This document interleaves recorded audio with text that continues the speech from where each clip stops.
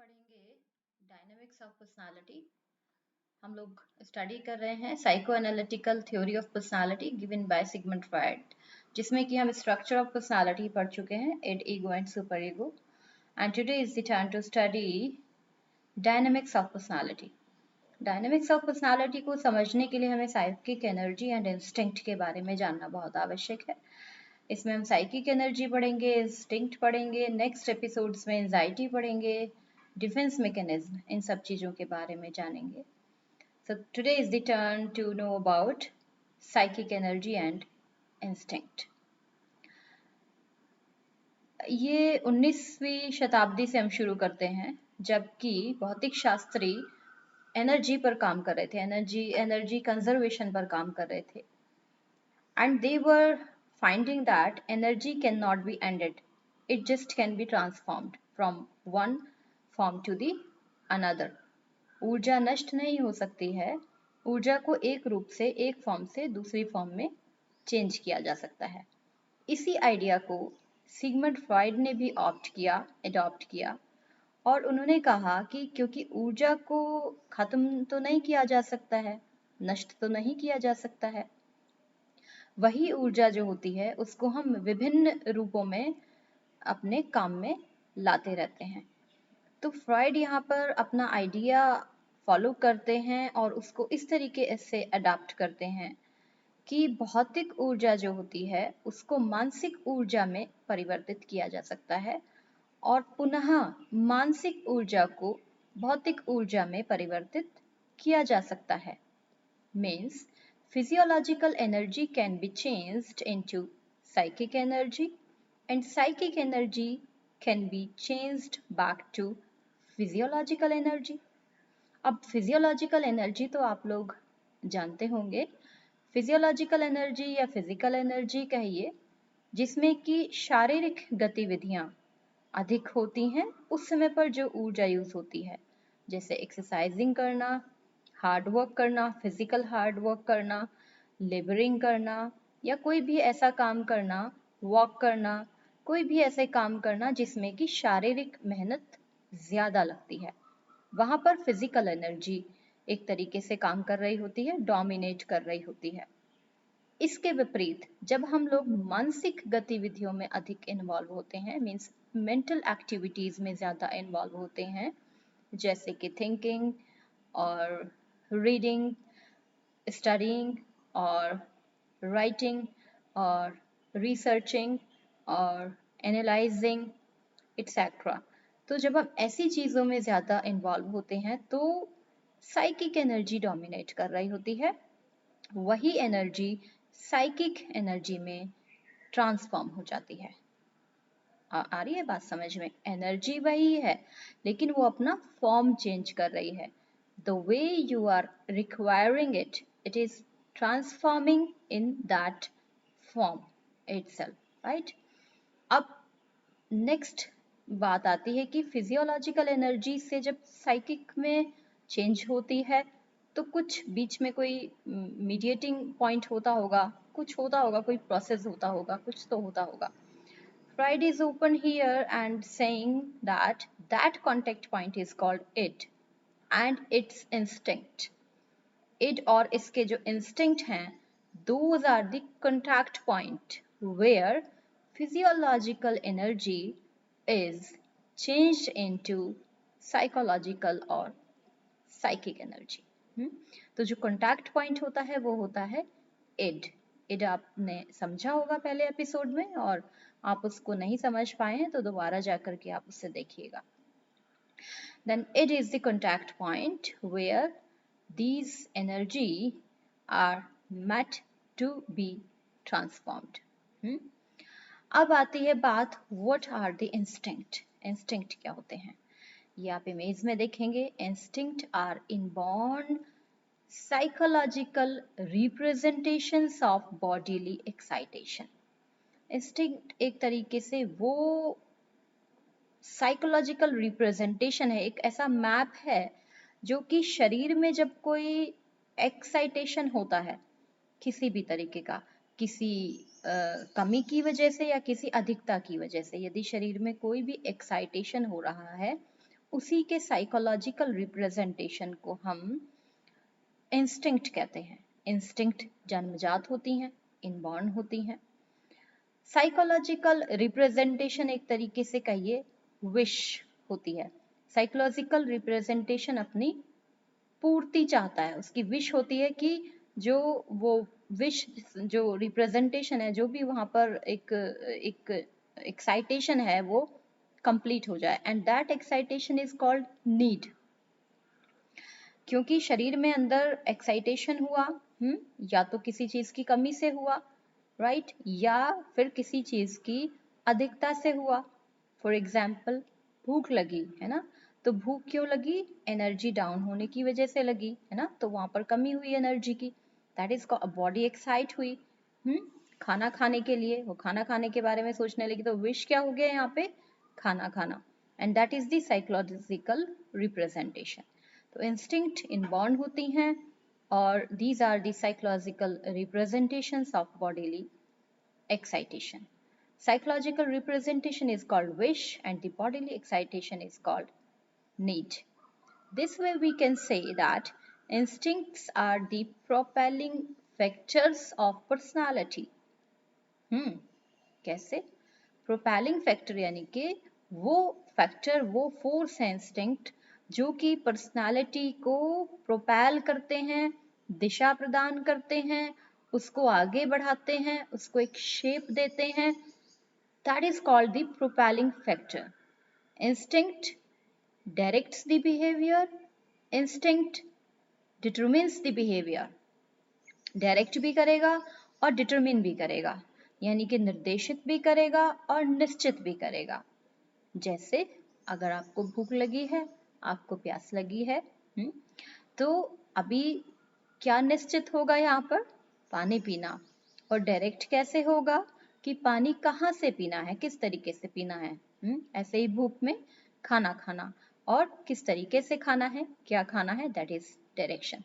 So instinct directs the behavior and instinct determines the behavior. दो बातें आपको समझ में आई होंगी। इसके बाद आते हैं हम इंस्टिंक्ट की कैरेक्टरिस्टिक्स क्या होते हैं। कैरेक्टरिस्टिक्स इंस्टिंक्ट के क्या होते हैं? There are 4 characteristics of instinct according to Freud. 4 उन्होंने विशेषताएं बताई हैं। Number 1 source, number 2 aim, number 3 object, and number 4 it is impetus. Right? I have write down source, aim, object, impetus. What is source? Source is the bodily condition. जैसे कि अभी आपको energy lack हुई थी, जब आपको भूख लगी थी, तो बॉडीली कंडीशन क्या है? Lack of energy. ऐसे ही जब प्यास लगेगी तो लैक ऑफ हाइड्रेशन। तो source is the bodily condition. Source is the bodily condition. Aim is to equilibrate, to bring the bodily condition at normal level, to fulfill that bodily condition, that is called aim. यानी कि जो आपको lack of energy feel हो रही थी, उसको वापस से एनर्जेटिक फील कराना, that is called aim. To fulfil the bodily excitation और to fulfil the bodily condition is called aim. This is the second characteristic of instinct. The third one is object. What does object refer here? Object is that everything that every living or the non-living stimulus that is helping in attaining the bodily condition back to the normal. थोड़ा complicated हो गया I think.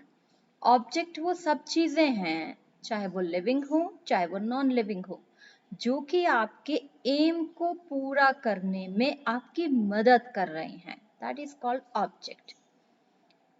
भूखा व्यक्ति जो है वो खाना प्राप्त करना चाहता है, वो खाना खाना चाहता है, वो भोजन करना चाहता है, प्यासा व्यक्ति है वो पानी पीना चाहता है। तो ऑब्जेक्ट यहाँ पर ध्यान देने वाली बात यह है कि केवल पानी ही नहीं होगा, that everything will be considered as object which is helping in intaking the water। अभी आई बात समझ में? जैसे कि पानी केवल हाथ पे रख के नहीं पिएंगे, we will be requiring the glass, और ग्लास भी ऑब्जेक्ट में ही काउंट होगा। And if I am my self taking that, तो मैं भी ऑब्जेक्ट हो जाऊंगी। मैं खुद से लेके ग्लास में पानी करके, बीच में बॉटल भी आएगी, है ना, टैप भी आएगा, वाटर टैप भी आएगा, और if you are having the purifier तो वो भी आएगा, है ना। वो सब चीज जो कि आपको उस एम को पूरा करने में मदद कर रहा है, that everything is object, you know. खाना ही जैसे हम खा रहे हैं, तो खाना हम खुद पका रहे हैं या कोई और हमारे लिए पका रहा है। हम सब्जी भी ले रहे हैं, कौन कौन से सब्जियां हम बना रहे हैं, हम किचन में बना रहे हैं, हम बहुत सारे अप्लायंसेस यूज कर रहे हैं। That everything is included in object, whether living or non living, जो कि हमारे एम को पूरा करने में मदद करता है, उसको ऑब्जेक्ट कहते हैं। Now come to the fourth characteristics, and that is called impetus. Impetus क्या है? सोर्स भी हो गया, bodily condition is the source. Aim भी हो गया, वो बॉडीली कंडीशन को वापस नॉर्मल पे लाना इज द एम। ऑब्जेक्ट भी हो गया, उस नीड को पूरा करने में जो भी चीजें मदद कर रही हैं सभी को ऑब्जेक्ट कह दिया गया है। इम्पेटस क्या है?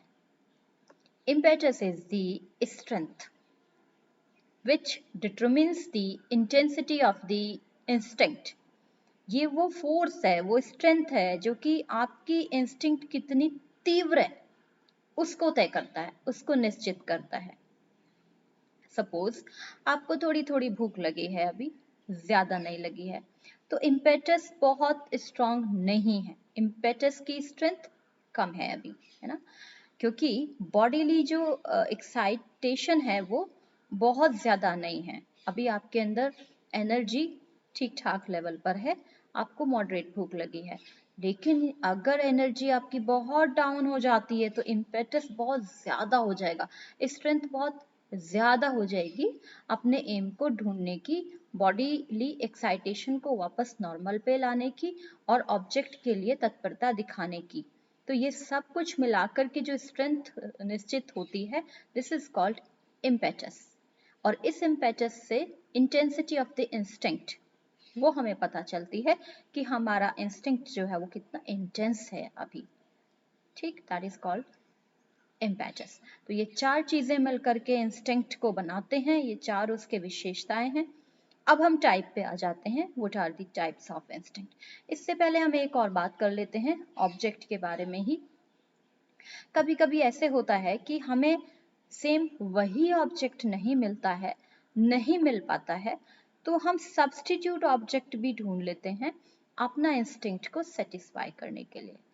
जैसे कि मुझे डोसा खाने का दिल है, मुझे बहुत तेज भूख लगी and I want to have dosa, but dosa is not available in surroundings, or the restaurant prepared dosa are closed today। तो फिर मैं किसी इडली से काम चला सकती हूँ, या डोसे के जैसा कुछ और टेस्ट में जो लगता होगा उससे काम चला सकती हूँ। That is called instinct derivative.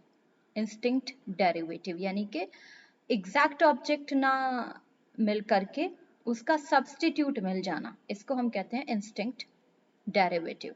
पानी नहीं मिला तो कोल्ड ड्रिंक पी लेना, बेस्ट फ्रेंड नहीं मिला तो बेस्ट फ्रेंड के साथ जो बेस्ट फ्रेंड रहती है उससे मुलाकात कर लेना।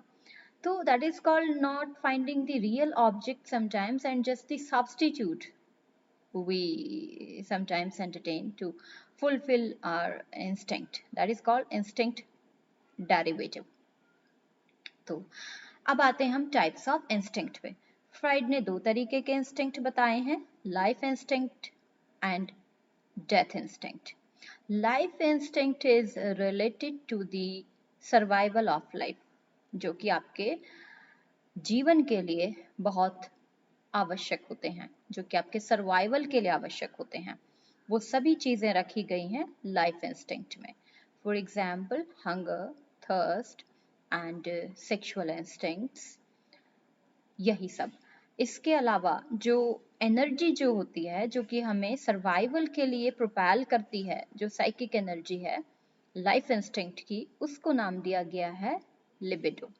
लिबिडो हमें आगे अपने जीवन को बढ़ाने के लिए और आगे कंस्ट्रक्टिव होने के लिए, आगे प्रोडक्टिव होने के लिए, रिप्रोडक्शन के लिए और अपने सर्वाइवल को मेंटेन करने के लिए, इन सब चीजों के लिए चैनलाइज करती है। That psychic energy is called libido. So now you will be getting that life instinct is related to the constructive and to the survival instinct or the survival needs. The next one is the death instinct. Death instinct is related to the destructive acts, विध्वंसात्मक क्रियाएं. That is, death instinct. Fried का कहना था और हम भी मानते हैं, और फ्राइड ने एक फेमस डिक्टम भी दिया था अपना, जिसमें उन्होंने कहा है all the goal of life is death, और the goal of the whole life और the whole life is death. सभी जितने भी जीवन है, सबका जो अंतिम उद्देश्य है वो डेथ है. तो that's why he has given death instinct. That instinct में आपके एग्रेसिव इंस्टिंक्ट आ जाते हैं, एग्रेसिव एक्ट्स आ जाते हैं. इसके अलावा कभी कभी दोनों चीजें मिलकर भी काम करती हैं, life instinct and death instinct. जब हम खाना खाते हैं, है ना, तो हम खाना क्यों खा रहे होते हैं? सर्वाइवल के लिए. लेकिन हम खाने को डिस्ट्रक्ट भी कर रहे होते हैं, हम उसे चबा चबा के खा रहे होते हैं. तो डिस्ट्रैक्शन भी वहाँ पे चल रहा है और वहाँ पर सर्वाइवल के लिए हम खा भी रहे हैं. तो दोनों एनर्जी वहाँ पर इंटरेक्ट होकर के काम कर रहे हैं, दोनों इंस्टिंक्ट वहाँ पे इंटरेक्ट होकर के काम कर रहे हैं, लाइफ इंस्टिंक्ट भी एंड डेथ इंस्टिंक्ट भी. इसके अलावा डेथ इंस्टिंक्ट पे बहुत ज़्यादा उन्होंने कंस्पिशियस नहीं हुआ है.